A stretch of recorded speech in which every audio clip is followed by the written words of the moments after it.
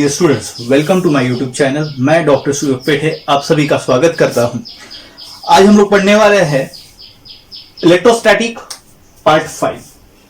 Please make sure before watching part 5 you must go through the part 1 to part 4। तो आज हम लोगों का टॉपिक है electric potential due to the point charge. तो electric potential क्या होता है? तो electric potential is a work done per unit positive charge. Work done per unit positive charge. तो पॉजिटिव चार्ज कैसा है? Unit positive charge. तो यहां पे मैं ले रहा हूं जो चार्ज Q2 है जिसका मैग्नीट्यूड कितना है? 1। कितना है? 1। और Q1 यानी यहां पे मैं ले रहा हूं सोर्स चार्ज। ठीक है, कितना लिया है? Q। कहां पे लोकेट है? पॉइंट O पे। और work done in bringing the unit positive charge, in bringing unit positive charge, वो हम लोगों को निकालना है from the distance x। From the distance x। तो वर्क डन डिस्टेंस x। तो इमेजिन करते हैं कि पहले वो m पे था, बाद में वो n पे आया। सो m से n आने के लिए उसे वर्क डन करना पड़ा। सो m से लेके n तक there is a small displacement dx। Small displacement आइए, स्मॉल डिस्प्लेसमेंट। अब ये वर्क डन m से लेके n करना है डिस्प्लेसमेंट dx। और जो आपका इलेक्ट्रोस्टैटिक फोर्स जो एक्ट हो रहा है वो कैसी एक्ट हो रहा है? दैट इज एक्टेड अवे, यानी n2m Fe electrostatic force between the two charges Q1 and Q2। Q1 का मैग्नीट्यूड Q और Q2 का मैग्नीट्यूड Q। Q2 का मैग्नीट्यूड कितना? 1। तो अब हमें निकालना है वर्क डन। ठीक है, तो वर्क डन निकालने के लिए किसकी जरूरत पड़ती है? तो फोर्स की। So force acting on unit charge. Now यहां पे आपको निकालना है वर्क डन। वर्क डन का फॉर्मूला मैं सबसे पहले स्मॉल वर्क डन बता रहा हूं। तो स्मॉल वर्क डन का फॉर्मूला क्या रहेगा? Force into displacement. तो small work done dW is equal to force कितना? तो electrostatic force Fe into displacement कितना? तो डिस्प्लेसमेंट कितना है? dx। ठीक है, बट वर्क डन कैसी है? तो work done against the electrostatic force, इसीलिए माइनस सिंबल हमने, माइनस साइन हमने इंडिकेट किया। इसके पहले भी मैंने एक्सप्लेन किया। तो Fe, now Fe is a electrostatic force. तो Fe का फॉर्मूला हम लोग लिखते हैं 1/4 पाई एप्सिलॉन 0 ले रहा हूं मैं क्योंकि मीडियम को मैं एयर कंसीडर कर रहा हूं, Q1 Q2 अपॉन R²। ठीक है, अब हम जाते हैं कि ये सोर्स चार्ज है जिसका मैग्नीट्यूड Q है और किसके ऊपर में फोर्स ऐड हो रहा है जिसका मैग्नीट्यूड कितना है? 1 यूनिट चार्ज। तो Q2 का वैल्यू कितना? 1। सो Fe का वैल्यू यहां प्लेस करेंगे हम लोग। ठीक है, तो ये तो हो गया हम लोगों का small work done. Small work done.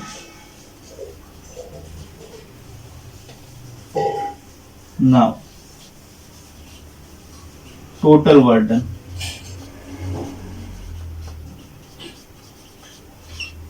Total work done. तो टोटल वर्क डन कहां से लेके कहां तक? तो in order to travel the distance x। तो total work done, total work done तो कहां से लेके कहां तक? तो वर्क डन हम लोग कंसीडर करेंगे x डिस्टेंस फॉलो करने के लिए या यहां तक लेके आने के लिए। तो हम लोग यहां पे x से लेके कहां तक लेके आना है? x से लेके कहां तक लेके आना है? A तक लेके आना है। तो वर्क डन यहां पे यूनिट चार्ज का हम कंसीडर करेंगे, x से लेके यहां तक लेके आना है। तो यहां पे जो फोर्स रहेगा तो यहां से लेके यहां तक हम लोग लेके आ रहे हैं। तो यहां पे थोड़ा मॉडिफिकेशन करेंगे Fe के लिए 1/4 पाई एप्सिलॉन 0। Q1 की जगह क्या? Q। Q2 की जगह कितना? 1। ठीक है, और R की जगह तो कितना डिस्टेंस लेके आना है? तो x। तो x²। ठीक है, अब टोटल वर्क डन। तो टोटल वर्क डन किसके लिए? तो यहां से लेके यहां तक लेके नहीं आ रहे। Total work done displacing unit positive charge. Now total work done displacing unit positive charge. तो कहां से लेके आना है? तो unit positive charge from infinity to point A. From infinity to A. ठीक है, तो इन्फिनिटी से लेके आना है तो हम लोगों के पास लोअर लिमिट जो रहेगा, लोअर लिमिट क्या रहेगा इन्फिनिटी, और अपर लिमिट क्या रहेगा ए पॉइंट। तो ए पॉइंट का डिस्टेंस, तो ए पॉइंट का डिस्टेंस यानी क्या रहेगा, ये आपका डिस्टेंस रहेगा, यानी at distance,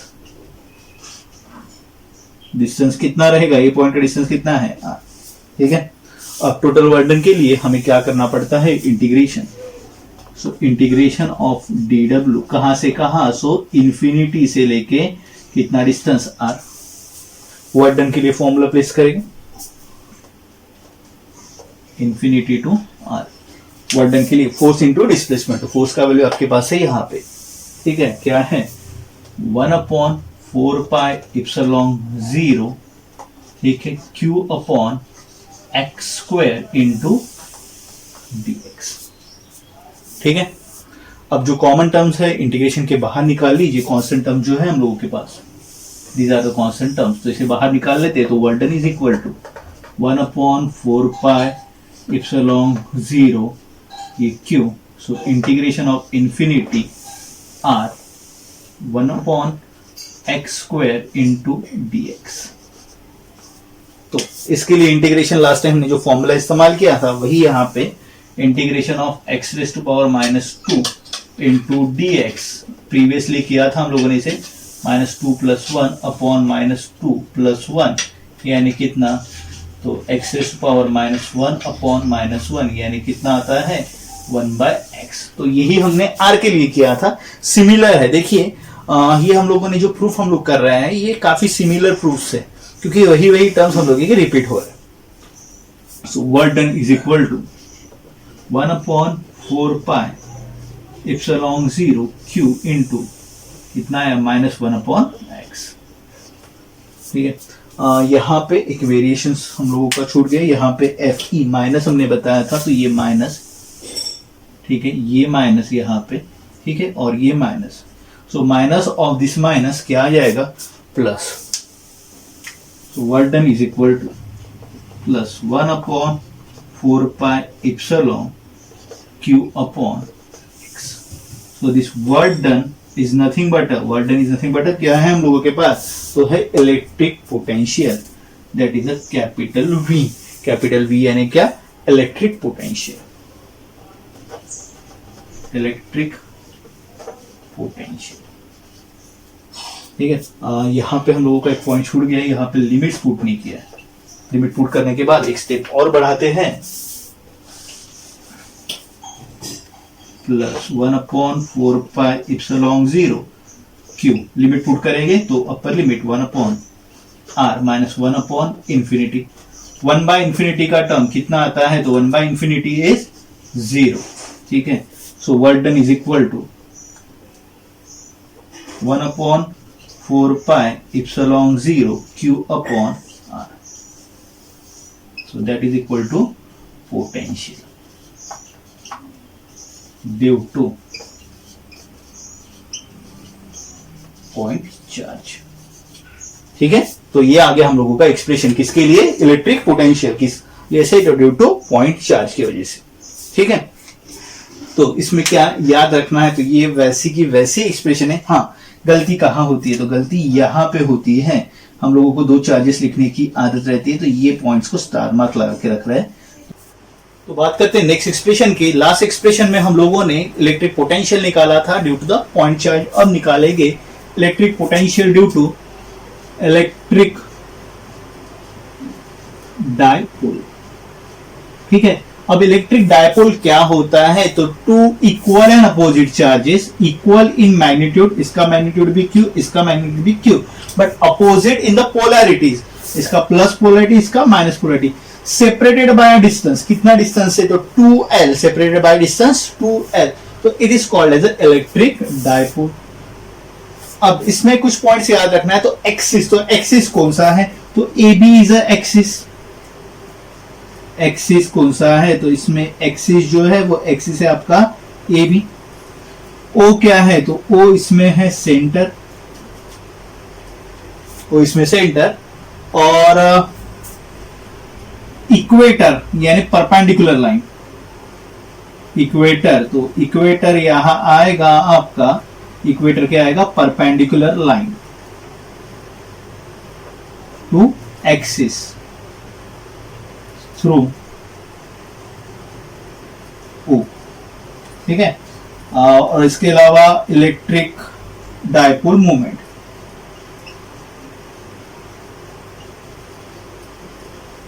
electric dipole moment P का formula P is equal to Q into 2L। तो ये चीजें आपको याद रखना है। हम लोगों ने क्या क्या लिया, तो ए बी एक्सिस है, O क्या है, सेंटर है, इक्वेटर क्या है, तो इक्वेटर यानी परपेंडिकुलर लाइन जो यहां से पास होगी, ठीक है। और इलेक्ट्रिक डायपोल मोमेंट यानी क्या, P is equal to Q into 2L, ठीक है।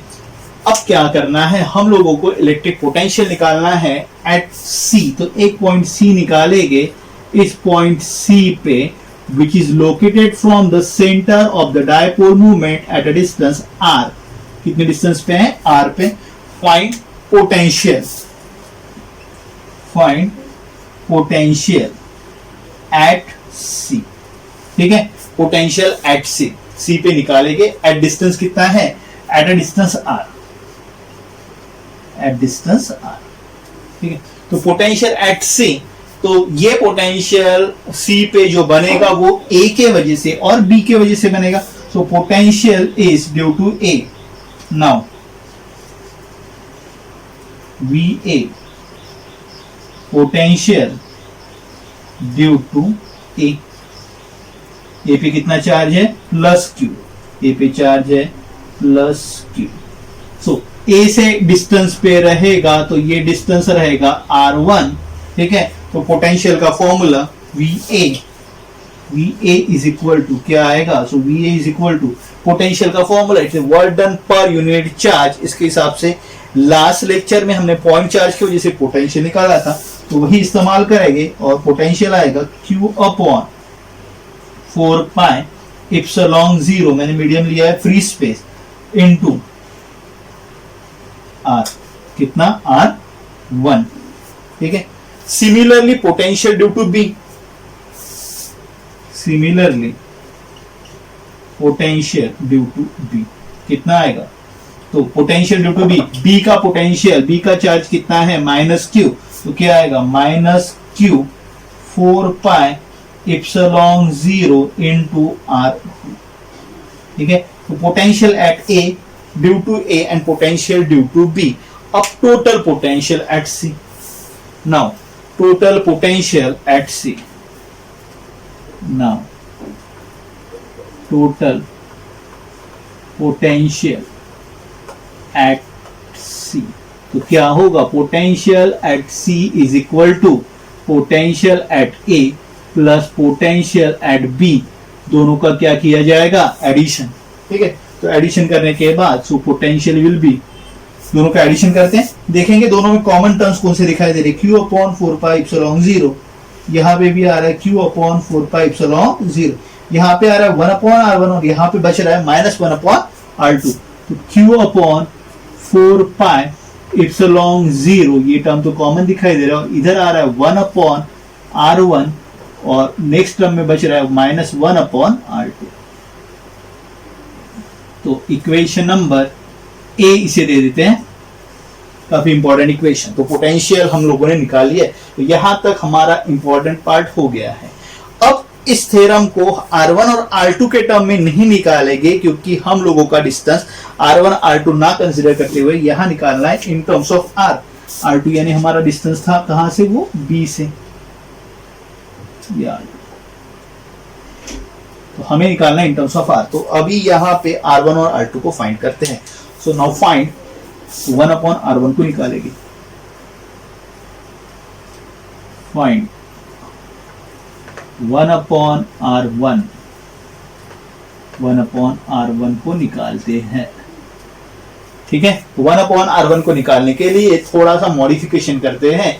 तो R1 तो पाइथागोरस थ्योरम में इंप्लीमेंट कर सकता हूं, बट उसके लिए थोड़ा सा चेंज करना जरूरी है। तो जैसे मैंने कहा कि पॉइंट सी कितने डिस्टेंस पे है, R डिस्टेंस पे, कितने डिस्टेंस पे, R डिस्टेंस पे है, कहां से, सेंटर से।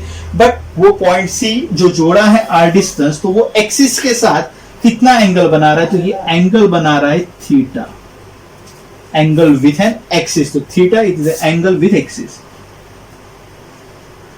एंगल विथ एक्सिस, ठीक है, एक्सिस के साथ एंगल बना रहा है थीटा। अब थोड़ा सा मॉडिफिकेशन करते हैं डायग्राम में, तो यहां मैं एक परपेंडिकुलर ड्रॉ कर रहा हूं, ठीक है।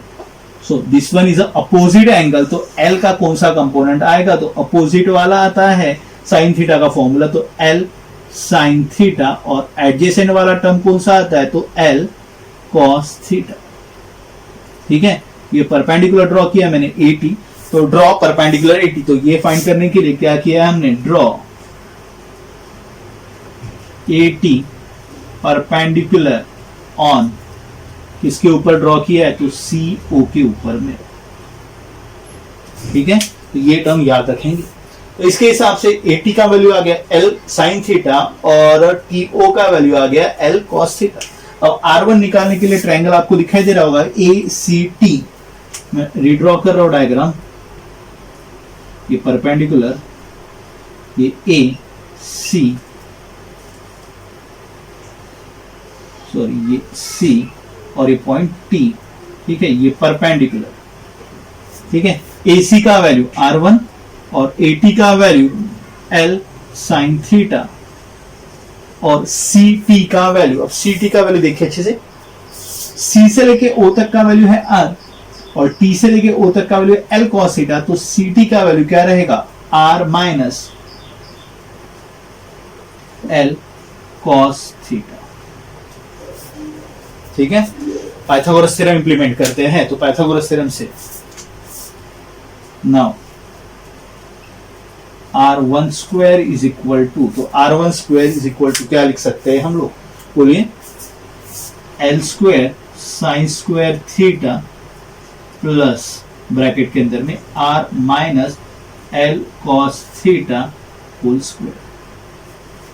तो R1 square is equal to, इसे सॉल्व करेंगे, l square sine square theta, ये टर्म एज इट इज रहेगा, प्लस यहां पे a minus b whole square का फॉर्मूला इंप्लीमेंट करते, क्या आएगा, r square plus l square cos square theta minus twice R L cos theta, ठीक है, ये मिलेगा। अब यहां पे इस इक्वेशन को थोड़ा अच्छे से ऑब्जर्व कीजिए, R L square sine square theta, L square cos square theta, तो sine square theta plus cos square theta 1, और एल स्क्वायर कॉमन आ जाएगा, देन क्या मिलेगा इक्वेशन हम लोगों को, so R1 square is equal to L square, क्योंकि sine square theta plus cos square theta कितना आ गया 1, plus R square minus twice R L cos theta, ठीक है। अब इस टर्म में हम क्या करेंगे, आर स्क्वायर को बाहर निकालेंगे, तो R1 square is equal to, r square को बाहर निकाल लिया, क्या आएगा, l square upon r square plus 1, ठीक है, r square upon r square 1 minus twice l cos theta upon r. ये टर्म समझ में आओगा, क्योंकि ऊपर में आर स्क्वायर था और आर स्क्वायर से और डिवाइड कर दिया, तो क्या आएगा 1/r, तो ये आ गया R1 स्क्वायर। अब यहां पे जैसी बात करते तो L वाला डिस्टेंस एक्चुअली इस R के कंपैरिजन में बहुत छोटा होता है, डायपोल मोमेंट एक्चुअली डायग्राम में वैसे नहीं दिखाई दे रहा है, but as L is very smaller as compared to R, then L upon R square, L square upon R square, ये बहुत छोटा होगा, very small, ठीक है। therefore L square upon R square neglect कर देंगे, निग्लेक्टेड, ठीक है। तो आर आइटम हम लोग पास R1 square is equal to r square, ये टर्म निग्लेक्ट कर दिया हम लोगों ने, l square upon r square वाला टर्म हम लोगों ने यहाँ पे ये निग्लेक्ट कर दिया है, कंपैरेटिवली बहुत छोटा होता है, इस वजह से हम लोगों ने टर्म्स को निग्लेक्ट कर दिया है। तो क्या मिलेगा 1 minus 2L cos theta upon r. तो ये R1 स्क्वायर का वैल्यू है। अब R1 का वैल्यू निकालेंगे, सो R1 का वैल्यू निकालने के लिए क्या करना पड़ेगा, तो वहां पे रूट करना पड़ेगा। R1 is equal to R1 minus 2L cos theta upon R। तो ये रूट किया इसलिए पावर 1/2 स्क्वायर रूट के अंदर में, ठीक है। तो स्क्वायर रूट को मैंने पावर के टर्म में लिखा। मुझे निकालना है 1/r का वैल्यू, ठीक है। 1/r1 रेसिप्रोकल करते हैं।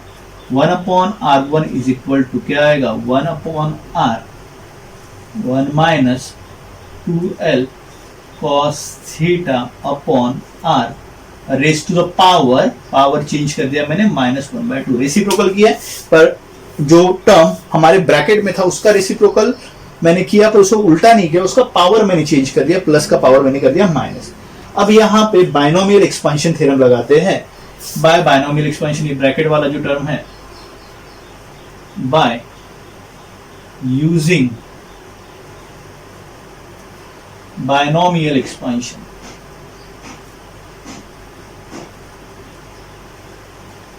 तो क्या कहता है, 1 plus x raise to power n अगर होगा तो उसका आंसर आता है 1 प्लस, जो पावर है वो सामने में आता है 1 plus n into x plus higher order term. तो हायर ऑर्डर टर्म हम लोग कंसिडर नहीं करेंगे as l is very very small. तो इसे अप्लाई करते हैं, therefore we will get 1/r1 is equal to 1/r, binomial expansion theorem लगाते हैं, पावर को उठा के सामने लेके आना है, कहां पे, 1 के बाद में 1 माइनस पावर कितना, -1/2 2L cos theta upon R, ठीक है। तो दिखाई दे रहा है 2 कैंसिल हो जाएगा और माइनस ऑफ माइनस 2 ये कैंसिल हो जाएगा और माइनस ऑफ माइनस क्या आ जाएगा, प्लस। सो 1/r1 क्या है, 1/r 1 plus L cos theta upon R। ये टर्म आ गया हम लोग के पास 1/r1। तो इसे 1/r1 का वैल्यू निकाला है, इक्वेशन नंबर ए दे देंगे, ठीक है। अब equation number A 1/r1, similarly we can find 1/r2। Similarly 1/r2 को निकाल सकते हैं। तो यहां पे ध्यान दीजिए, हम डायग्राम पे कोशिश करते हैं। अब डायग्राम में R2 निकालने के लिए, पाइथागोरस थ्योरम अप्लाई करने के लिए फिर से यहां पे थोड़ा चेंज करना पड़ेगा, इसे एक्सटेंड करो so that I can draw the perpendicular. तो यहां पे नाम दे देंगे S और ये मैंने एक्सटेंड किया है, ठीक है। तो यहां पे क्या किया है, तो ड्रॉ, क्या किया है, draw BS perpendicular on CS, ठीक है, ये याद रखिए।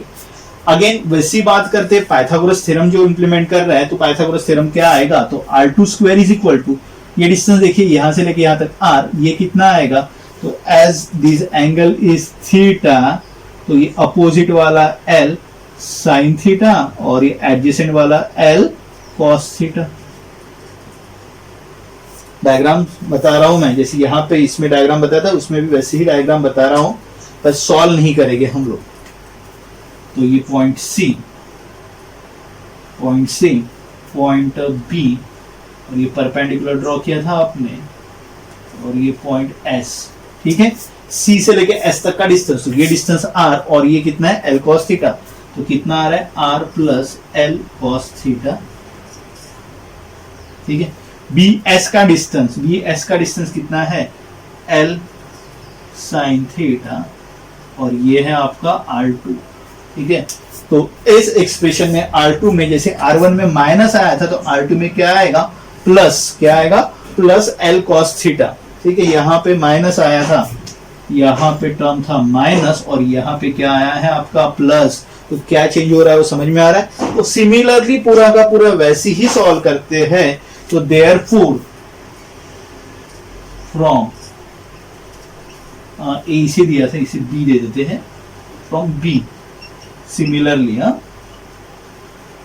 हम लोग निकाल रहे हैं 1/r2 का वैल्यू। 1/r2 का वैल्यू आएगा 1/r1 minus L cos theta upon R. So equation number C. So 1 upon R1 का वैल्यू निकाल लिया, 1 अपॉन R2 का वैल्यू निकाल लिया है हम लोगों ने यहाँ पे। तो ये इंपॉर्टेंट वैल्यूज है। तो हम लोगों ने 1 अपॉन R2 को पूरा सॉल्व नहीं किया है, टेक्स्ट बुक में पूरा का पूरा सॉल्व किया है। ऑलरेडी एक्सप्रेशन काफी लेंदी हो चुका है, इस वजह से शॉर्ट करने के लिए हम लोगों ने उसे डायरेक्ट 1 अपॉन R2 का वैल्यू यूज किया है। अब 1 अपॉन R1 और 1 अपॉन R2 का वैल्यू कहाँ पुट करेंगे? इक्वेशन नंबर ए में। ठीक है, तो यहां तक आपको समझ में आया होगा। तो इक्वेशन नंबर ए में हम लोग पुट करते हैं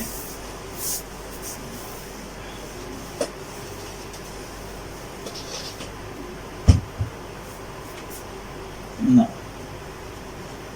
equation number A implies, so v is equal to q 4 pi epsilon 0। ठीक है, 1 अपॉन R1 का वैल्यू क्या है? 1 बाय R ब्रैकेट में 1 plus L cos theta upon R। ठीक है, ये minus 1 upon R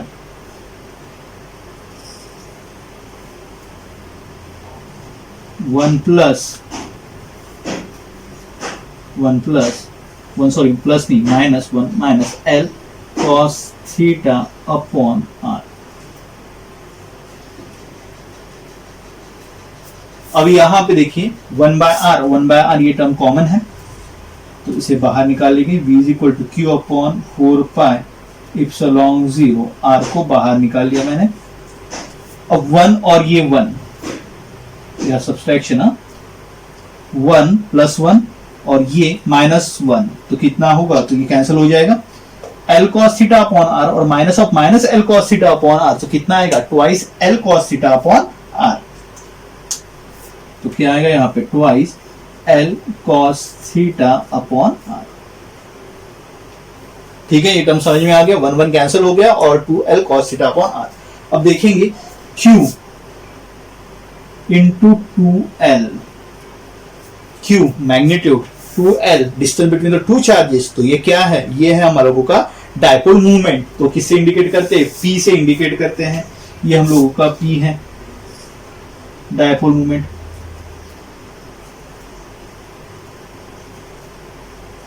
Therefore V is equal to क्या आएगा? V will be P n upon 4 pi epsilon 0 R। ठीक है, और ये R इंटू R क्या हो जाएगा? R स्क्वायर इंटू ये मल्टीप्लाई में आ जाएगा cos थीटा। सो ये आ गया हम लोगों का फॉर्मूला। क्या आया? P cos theta 4 pi epsilon R square. ठीक है, अब यहां पे दो केसेस की बात करते हैं, बहुत शॉर्ट में बात करते हैं, केस 1 और case 2। Case 1 C at axis, C axis पे होता है, यानी ये AB की लाइन में होता है, तो एंगल कितना बना होता है? एक्सिस का एक्सिस के साथ एंगल कितना? 0। ठीक है, तो cos 0 का वैल्यू यहां पुट करेंगे। cos 0 का वैल्यू कितना? 1। cos 0 इज इक्वल टू कितना? 1। देयरफॉर पोटेंशियल कितना बनेगा? V is equal to P upon 4 pi epsilon into R square. ये बना case number 1। Then case number 2 की बात करते हैं। Case number 2 C at equator, यानी इसी लाइन पे बनाएगा। तो इसी लाइन पे बनेगा, तो थीटा का वैल्यू कितना? 90 और cos 90 का वैल्यू, cos 90 का वैल्यू कितना? 0। Therefore potential will be 0। So this is about the electric dipole movement. तो इलेक्ट्रिक डायपोल मूवमेंट की वजह से जो पोटेंशियल बन रहा है वो हम लोगों ने निकाला है। तो आई होप ये आपको समझ में आया होगा। तो यहाँ पे आप 1 अपॉन R1 और 1 अपॉन R2 का वैल्यू ही निकालने के लिए हम लोगों के कैलकुलेशन एक्सटेंड हो रहे हैं। अदरवाइज हमारे यहाँ पे V का वैल्यू आसानी से आ गया था 1 अपॉन R1 और 1 अपॉन R2 के टर्म में। तो Q upon 4 pi epsilon 1 upon R1 minus 1 upon R2 ये आ गया था।